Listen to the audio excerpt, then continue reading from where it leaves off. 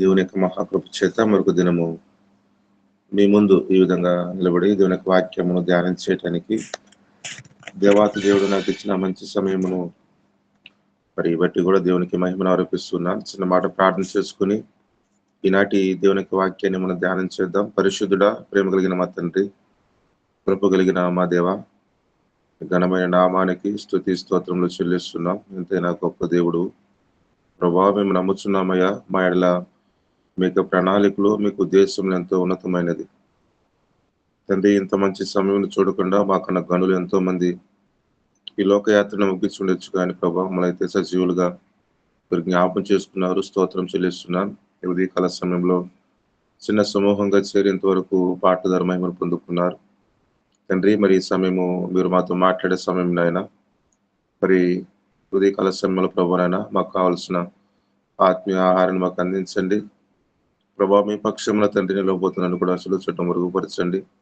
కేవలం బోరుగా మాత్రం వాడుకొని మీరు మాత్రమే మాతో మాట్లాడమని యేసయ్య నామములో ప్రార్థిస్తున్నాము తండ్రి. ఆమేన్.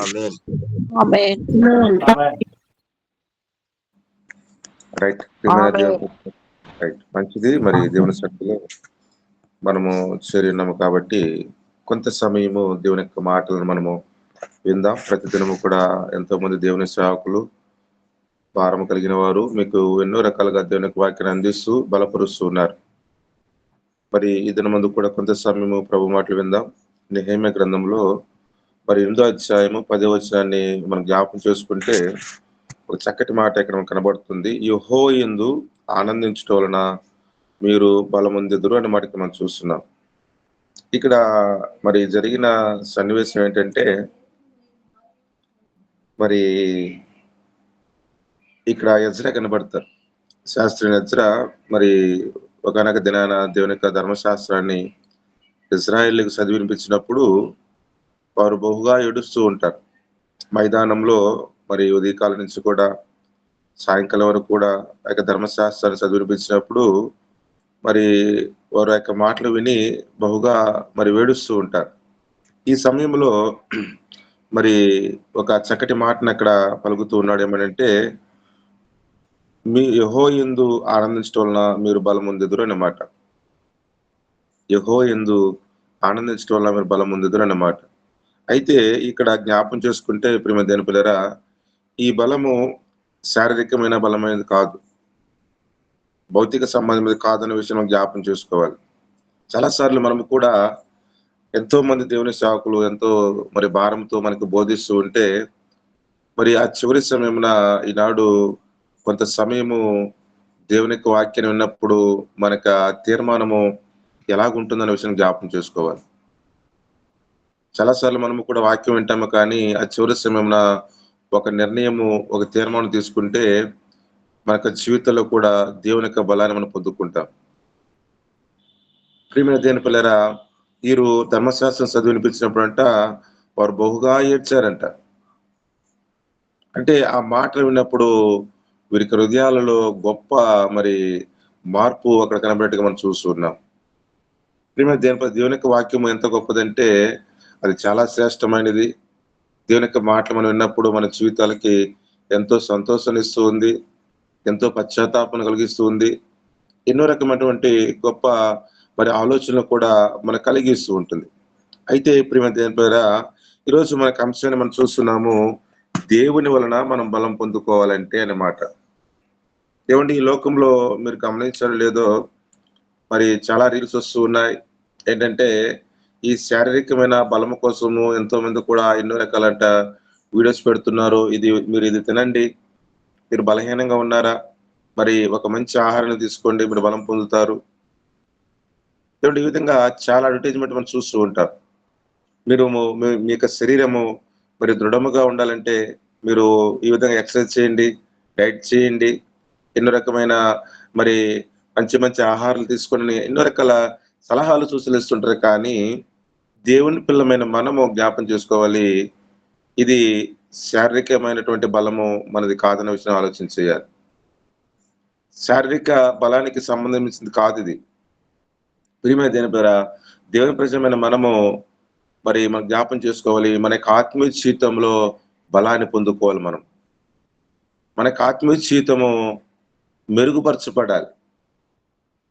చాలా సార్లు మనము కూడా ఇక శరీరము చక్కగా ఉండాలని, ఇక శరీరము బలంగా ఉండాలని ఎన్నో సార్లు కూడా ఎన్నో మరి ఆలోచనలు మనం ఆలోచిస్తుంటాము. కానీ దేవుని పిల్లమైన మనము ఈ శరీరము బలహీనపడినా సరే ఒక మాట ఎలా అంటాను, మనకు ఆత్మీయ జీవితం బలంగా ఉండాలి. బైబిల్‌లో ఇద్దరు వ్యక్తులున్నారు కదండీ! ధనవంతుడు, లాజరు. మనం చాలా సార్లు కూడా ఇక ఉపమానాన్ని మనం వింటూ ఉంటాం.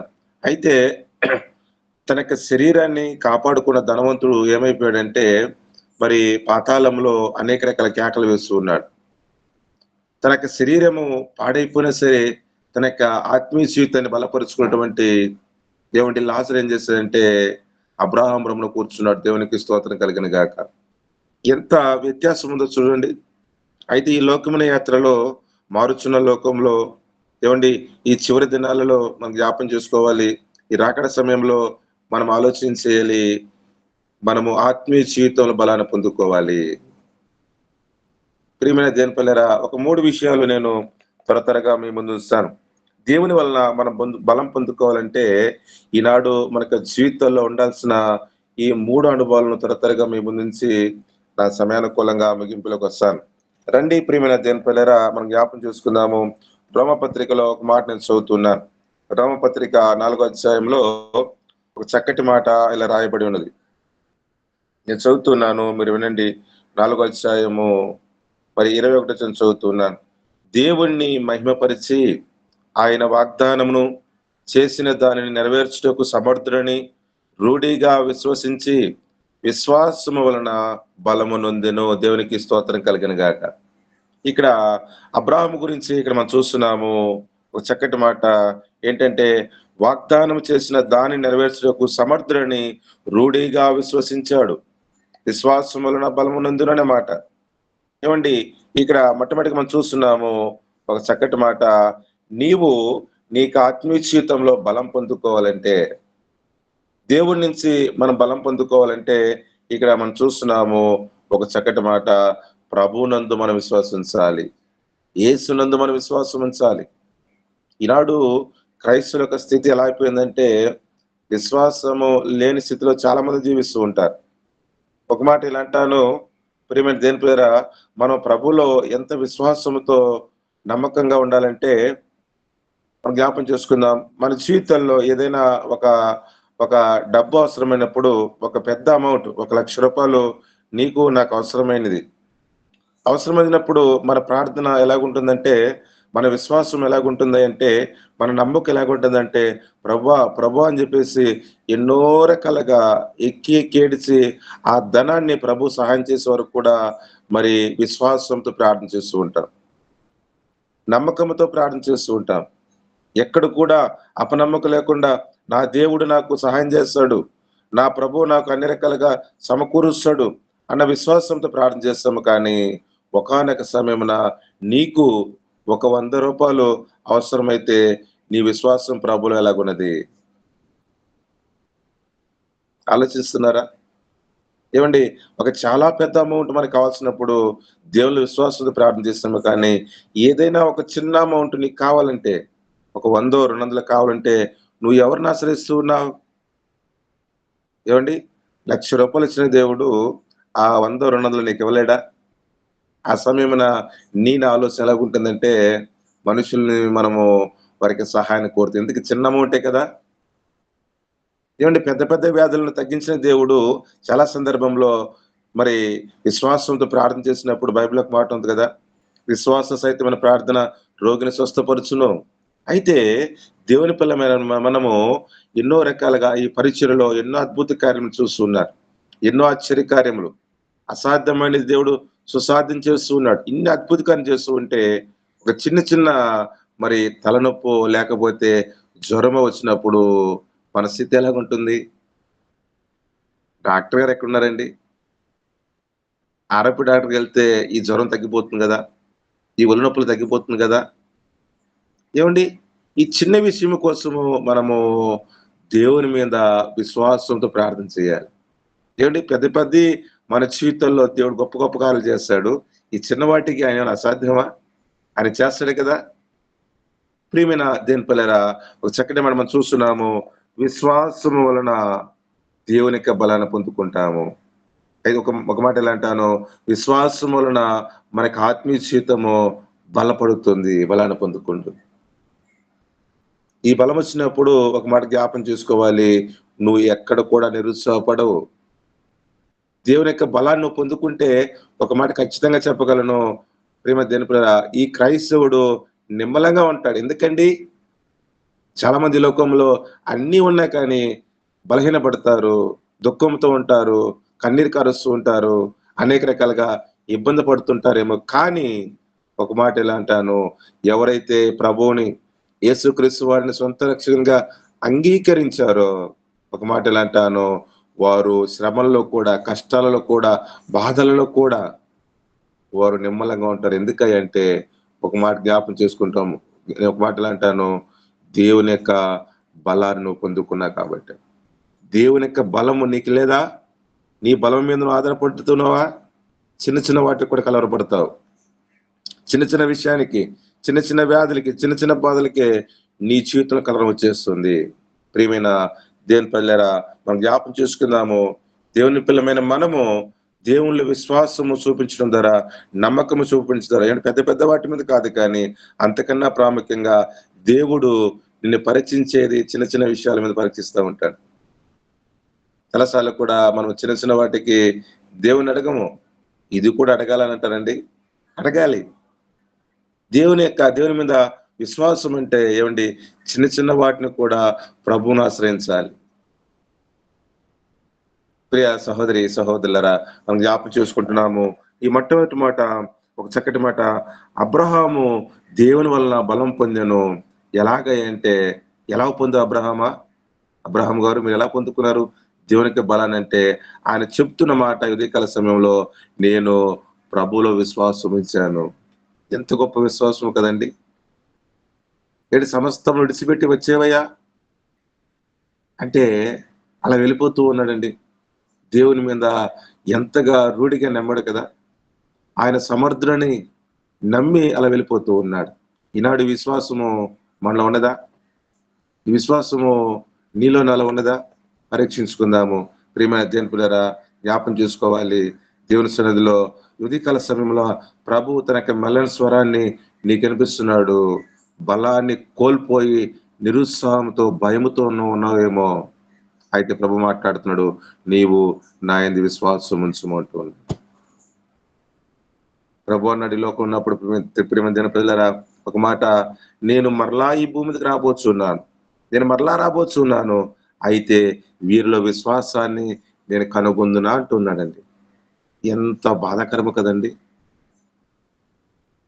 వారి మధ్యలో జీవిస్తూ ఎన్నో అద్భుత కార్యాలు, ఎన్నో ఆశ్చర్య కార్యాలను ఆయన చేస్తూ ఉంటే వీళ్ళ విశ్వాసం లేదండి. ప్రియ సహోదరి సహోదరులరా, మనం జ్ఞాపం చేసుకోవాలి. ఆ 12 మంది శిష్యుల్లో ఒకడు తోమ యేసయ్య తిరిగి లేచాడయ్యా, ఆయన మరణంలో విరిచి తిరిగి లేచాడంటే నమ్మలేని స్థితి అండి. విశ్వాసం లేదు.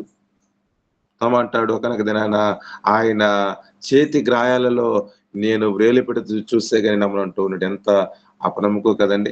ప్రభుత్వనే ఉన్నాడు. ఏమండి, ఎన్నో ఆశ్చర్యకాలు చూశాడు. ఇన్ని చూసినా కానీ నమ్మనొల్లని స్థితి, విశ్వాసము లేదు ప్రభు మీద. ప్రియ సహోదరి సహోదరులారా, నేను ముందుకెళ్తున్నాను. ఒక మాటకి మనం చూస్తున్నాము, అబ్రహాము దేవుని వలన మరి బలము పొందెను. ఎలా అంటే మనం చూస్తున్నాము, విశ్వాసం వలన మరి అబ్రహాం బలం పొందెను. రెండో మాట చూపిస్తారండి. రెండో మాట జ్ఞాపం చేసుకుందాము. మొదటి సమూయేలు గ్రంథంలో ఆ మాట చూద్దాం. మొదటి సమూయేలు గ్రంథము 2వ అధ్యాయము నేను చదువుతున్నాను.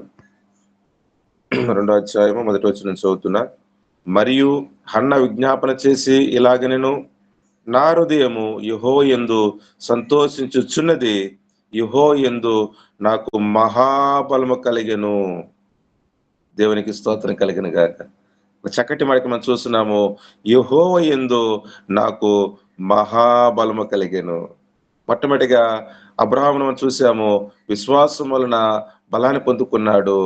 రెండోది మనం చూస్తున్నాము ఒక చక్కటి మాట, ఇక్కడ హన్న ఏంటండి, హన్నకి లోపము, తనకి పిల్లలు లేరు.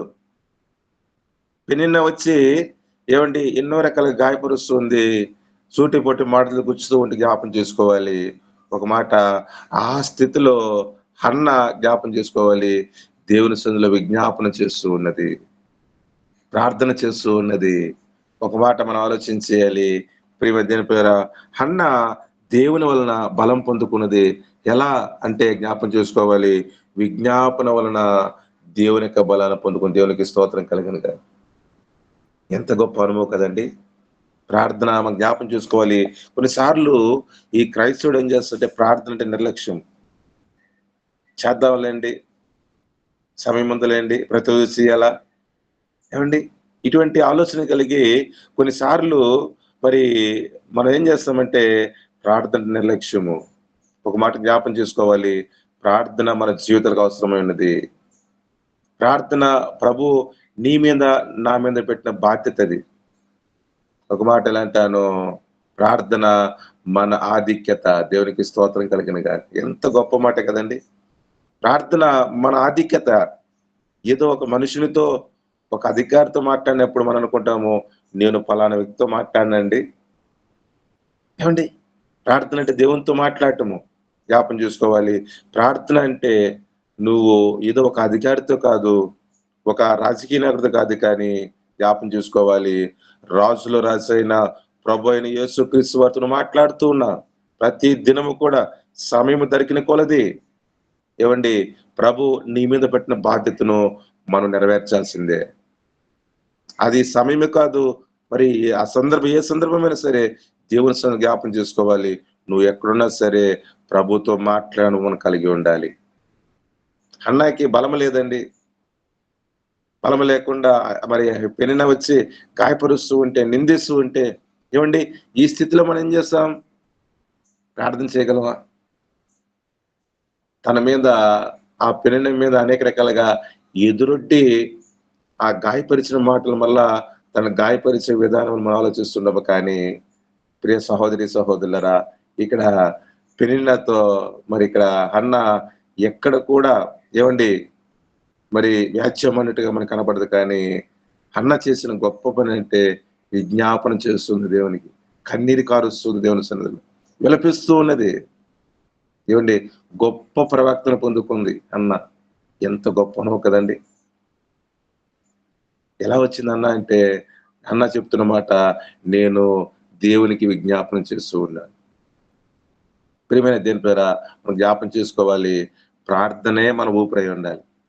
దేవుని పిల్ల మనకి దేవునితో మాట్లాడకుండా, ఏవండి దేవునితో సమయం గడపకుండా, దేవునికి దగ్గరగా జీవించకుండా జ్ఞాపం చేసుకోవాలి. మన యొక్క జీవిత యాత్రను మనం కొనసాగించడానికి వీల్లేదు. ఈ పరిచర్యలో చాలా మందికి బలం పొందుకుంటూనే ఆలోచిస్తూ చాలా సార్లు కూడా నేను సంతోషించి ఇంతమంది సమూహంగా చేరి ఏమంటే చక్కగా మరి ఎంతో మంది దేవుని సేవకులు మరి ఎక్కడ వారమో ఎచ్చటి వారమో ఏమండి ఈ విధంగా సమూహంగా చేరి ఒక భారం కలిగి ఒక బాధ్యత రహితంగా ఏమండి ఈ బాధ్యత చాలా మందికి లేదు కదా. ప్రియమైన దేవుని పేర ఒక చక్కటి మాటకి మనం చూస్తున్నాము. ఏంటంటే ఒక రెండో మాట, హన్న దేవుని వలన బలము పొందుకున్నట్టుగా మనం చూస్తున్నాము.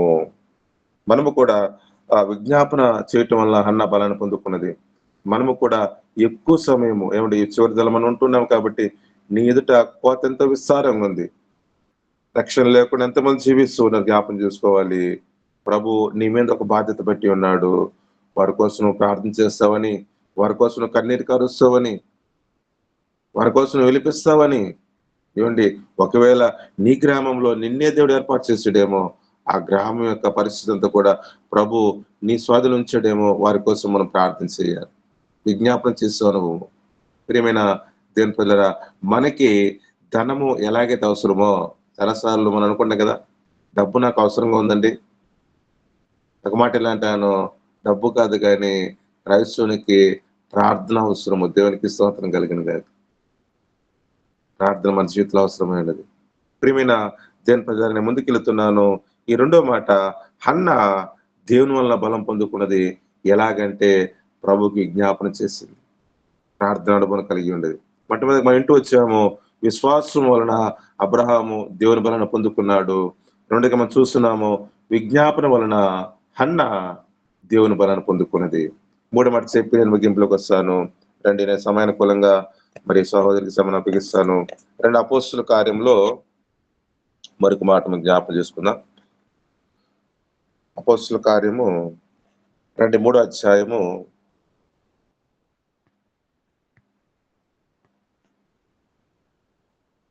మొదటి వచనం చదువుతున్నాను. అపోస్తుల కార్యము 3వ అధ్యాయం మొదటి వచనం,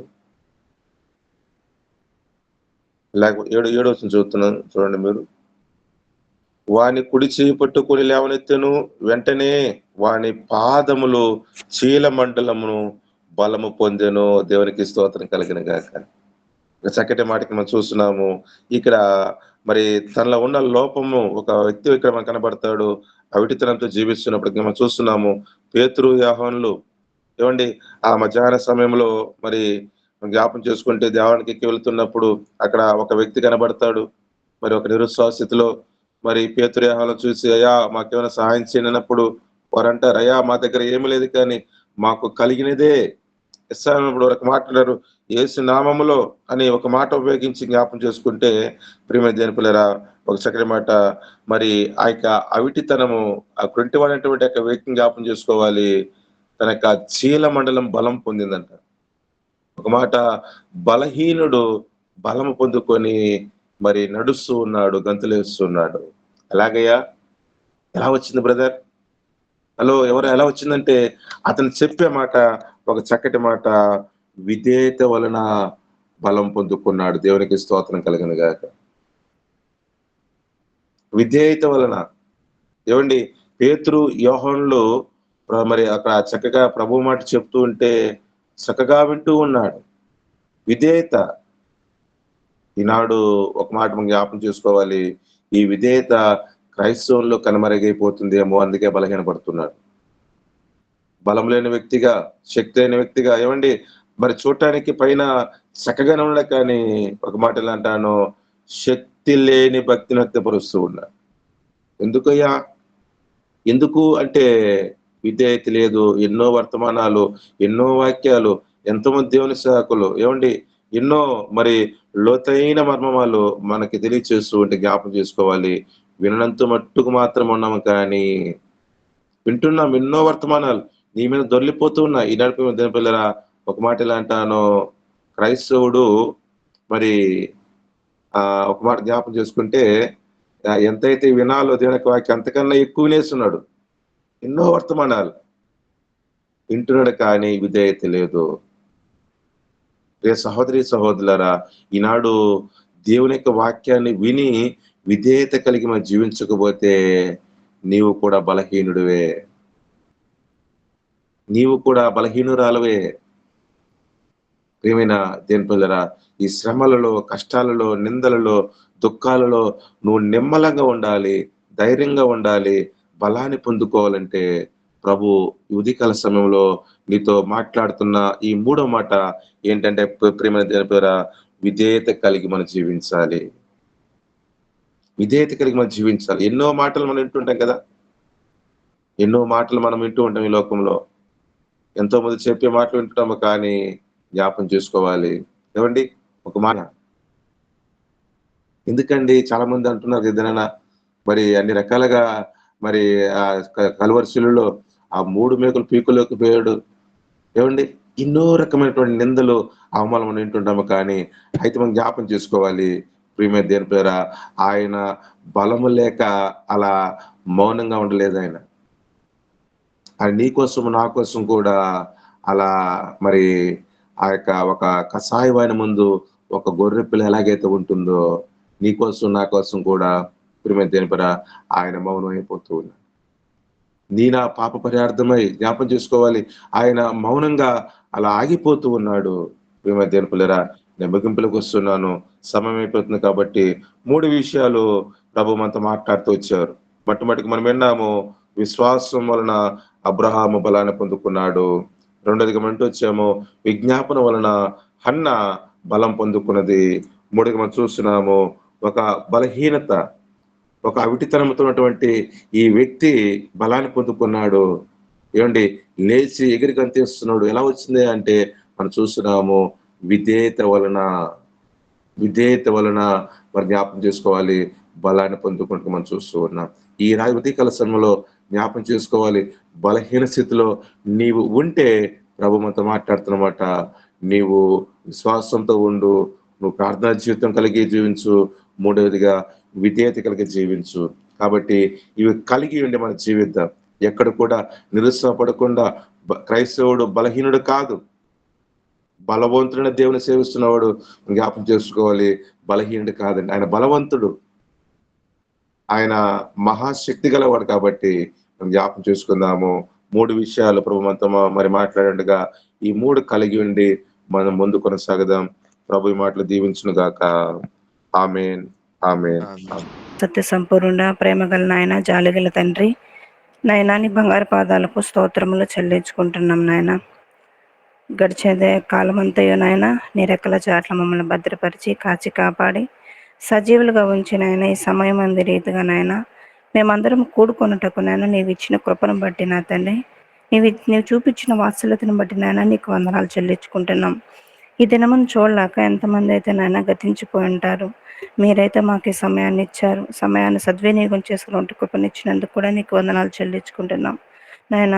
ఉదయాన్నే లేచిన తండ్రి, మీ పాసన్నిధులు మేము ముందుట్టుకున్న తండ్రి, మీరు మాకు దినాన్ని అనుగ్రహించారు నాయన. అందుని బట్టి కూడా మీకు వందనాలు చెల్లించుకుంటున్నాం నా తండ్రి. అయా ఇదిగో నా తండ్రి, ఈ దినమందు నా తండ్రి నాయన నీ అమూల్యమైనటువంటి మాటలు నాయన దాసుని ద్వారా మాతో మాట్లాడిన విధానం బట్టి కూడా నీకు వందనాలు చెల్లించుకుంటున్నాం నా తండ్రి. నీ దాసుని జ్ఞాపకం చేసుకోండి, తన కుటుంబాన్ని జ్ఞాపకం చేసుకోండి. ఇంకా నా తండ్రి నాయన సేవలో కొనసాగలాగన బిడ్డకు మంచి బలమును, ఆరోగ్యమును, శక్తిని దయచేయమని అడుగుచున్నాం నాయన. ఆయన కుటుంబాన్ని జ్ఞాపకం చేసుకోండి, కావలసినటువంటి ఈవులను దయచేయమని అడుగుచున్నాం నా తండ్రి. నాయన ఇదిగో నా తండ్రి మాకు బోధించినట్టు వాక్యంలో నా తండ్రి నాయన ఇదిగో నా తండ్రి, అబ్రహాం గారు తన తండ్రి విశ్వాసం వలన బలాన్ని పొందుకున్నాడు నా తండ్రి. అది అతనికి నీతిగా ఎంచబడింది నా తండ్రి. ఆ విధంగా మేము ఏ విధంగా ఉండాలో మాకు నేర్పించమని అడుగుచున్నాం నాయన. అన్న గారు నా తండ్రి విజ్ఞాపన చేసి నా తండ్రి బలమును పొందుకొని నేను ఒక కుమారుని సంపాదించుకోగలిగింది నా తండ్రి. అటువంటి విశ్వాసం నా తండ్రి మాలో నా తండ్రి నాయన, విశ్వాసంతో మేము ఉండినను నా తండ్రి మేము అది కోల్పోయే వారంగా మేము ఉంటున్నాం నా తండ్రి. అయ్యా సాతానుతో నా తండ్రి మేము నా తండ్రి సంబంధం కలిగి ఉంటున్నామేమో, అది మేము సరి చేసుకున్నట్టుకు సహాయం దయచేయమని అడుగుచున్నాం నాయన. ఎందుకన్న తండ్రి నాయన అనారోగ్యంతో ఉన్నటువంటి నా తండ్రి నాయన కుంటి చేయగలవాడిని నా తండ్రి నాయన, ఆయన విధేయతను బట్టి నా తండ్రి ఆయనకి స్వస్థతనిచ్చావు నా తండ్రి, మంచి బలమును పొందుకున్నాడు నాయన. ఇదిగో నా తండ్రి మా బలహీన స్థితిలో కూడా నా తండ్రి నాయన మేము బలహీన పడిపోతున్నామే కానీ నా తండ్రి నీ దగ్గరికి వచ్చి నా తండ్రి మేము బలం పొందుకుంటాము అని గ్రహించలేని వారంగా మేము ఉంటున్నాం నాయన. సహాయం దయచేయండి. ఇదిగో నా తండ్రి మా జీవితాలకు కావలసినటువంటి నా తండ్రి అమూల్యమైన మాటలు మేము విన్నాము నా తండ్రి. మేము ఏ స్థితిలో ఉంటున్నామో నా తండ్రి నాయన నీ దగ్గరికి రాలేనటువంటి స్థితిలో మేము ఉంటున్నామని గ్రహించుకోగలిగాము నా తండ్రి. అయ్యా ఇదిగో నా తండ్రి మా జీవితాల్లో నా తండ్రి విధేయతను కలిగి నా తండ్రి నాయన విజ్ఞాపనల ద్వారా నా తండ్రి విశ్వాసము వలన నాయన బలాన్ని పొందుకునేటువంటి శక్తిని మాకు దయచేయమని అడుగుచున్నాం నా తండ్రి. విన్న ప్రతి ఒక్కరం కూడా నా తండ్రి కావలసినటువంటి నా తండ్రి ఏదైతే నా తండ్రి వాక్యం ద్వారా మాకైతే కలుగుతుందో అది మేము గ్రహించగలిగే వారంగా మేము ఉండుటకు సహాయం దయచేయండి. విన్న వాక్యాన్ని విడిచిపెట్టే వారంగా కాకుండా నా తండ్రి వాక్యాన్ని నా తండ్రి మా జీవితాలకి నా తండ్రి నాయన అన్వయించుకున్నట్టుకు సహాయం దయచేయండి. మమ్మల్ని మేము మోసపుచ్చుకోకుండా నా తండ్రి మీ వాక్యంలో మేము నిలకడగా ఉండుటకు సహాయం దయచేయమని అడుగుచున్నాం నా తండ్రి. ఇంకా నా తండ్రి మా జీవితాలకి ఏదైతే ఉన్నదో నా తండ్రి ఇంకా నా తండ్రి ఇదిగో నా తండ్రి వాక్యం వల్ల నా తండ్రి నేను స్వస్థత, నీ వాక్యం వల్ల నా బలము నా తండ్రి ఇదిగో నా తండ్రి ఏదైతే నా తండ్రి మా అవసరతలు కూడా నా తండ్రి నాయన ఇదిగో మా బాధలు నెమ్మదిచ్చేదిగా ఉంటుండగా నాయన అది మేము గ్రహించలేని స్థితిలో మేము ఉంటున్నామేమో, మమ్మల్ని మేము ప్రతి ఒక్కరూ సరిచేసుకుని నా తండ్రి నేను నీ దగ్గరికి వచ్చేటకు నా తండ్రి నీలో నా తండ్రి బలం పొందుకున్నట్టుకు సహాయము దయచేయమని వేడుకుంటున్నాం నాయన. చేరికూడి వచ్చిన ప్రతి బిడ్డని జ్ఞాపకం చేసుకోండి నా తండ్రి. మేమందరూ కూడా మమ్మల్ని మేము సరి చేసుకున్నట్టు జ్ఞానమును మాకు అందరికీ దయచేయమని వేడుకుంటున్నా నా తండ్రి. ఎవరైతే నా తండ్రి బలహీనత స్థితిలో ఉన్నారో నా తండ్రి వాళ్ళు ఒక్కసారిగా జ్ఞాపకం చేసుకోమని అడుగుచున్నా తండ్రి. నైనా ఇదిగో నా తండ్రి దిన దీవెనలతో మమ్మల్ని అందరినీ నింపమని అడుగుచున్నా తండ్రి. నేను చేసిన ఈ ప్రాంతంలో నైనా ఏమైనా తప్పులు ఉంటే దయతో మన్నించమని మీ ప్రియ కుమారుడైన యేసయ్య పరిశుద్ధ నామం పేరట అడిగి వేడుకుంటున్నాం మా తండ్రి. ఆమేన్. ఆమేన్.